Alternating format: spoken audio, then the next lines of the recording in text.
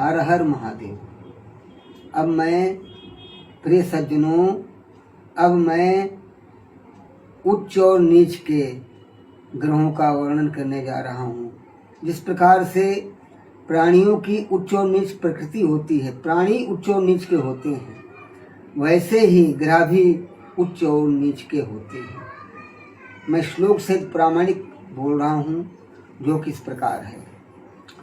मेषे रवि वृषे चंद्रः मकरे च महीसुतः कन्यायां रोहिणी पुत्रो गुरुः कर्के झषे भृगुः शनिस्तुलायामुच्चश्च मिथुने सिंहिका सुतः उच्चात् सप्तमगानी च राशौ वापि नवांशके। अर्थात मेष का सूर्य उच्च का होता है, वृषे चंद्र और वृष का चंद्रमा उच्च का होता है, मकरे च महीसुतः मंगल मकर का उच्च का होता है, कन्यायाम रोहिणी पुत्रो बुध कन्या का उच्च का होता है, गुरु करके बृहस्पति कर्क का उच्च का होता है, झषे भृगु शुक्र मीन का उच्च का होता है, और शनि तुलायाम उच्चश्च शनि तुला का उच्च का होता है, मिथुने सिंह का सुतः और सिंह का सुत राहु मिथुन का उच्च का होता है।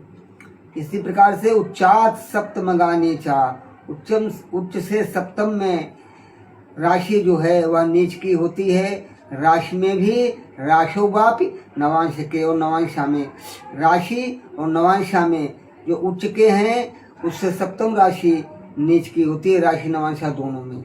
अर्थात मेषे रवि, मेष का सूर्य उच्च का होता है, तो था मेष का सूर्य उच्च का होता है और उससे सप्तम में नीच का होगा, अर्थात तुला का सूर्य नीच का होगा।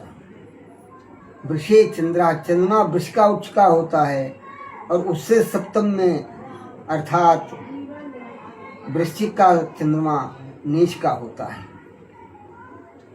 मकर का मंगल उच्च का होता है और उससे सप्तम कर्क का मंगल नीच का होता है। बुध कन्या का उच्च का होता है और उससे सप्तम में मीन का बुध नीच का होता है। गुरु कर्क का उच्च का होता है और उससे सप्तम में कर्क जो है गुरु करके कर्क का गुरु उच्च का होता है और उससे नीच का अर्थात सप्तम में जो है नीच का होता है, तो मकर का गुरु नीच का होता है। गुरु उच्च का कर्क का होता है और नीच का गुरु मकर का होता है। और शुक्र जो है वह झषे भृगु मीन का शुक्र उच्च का होता है और कन्या का शुक्र नीच का होता है।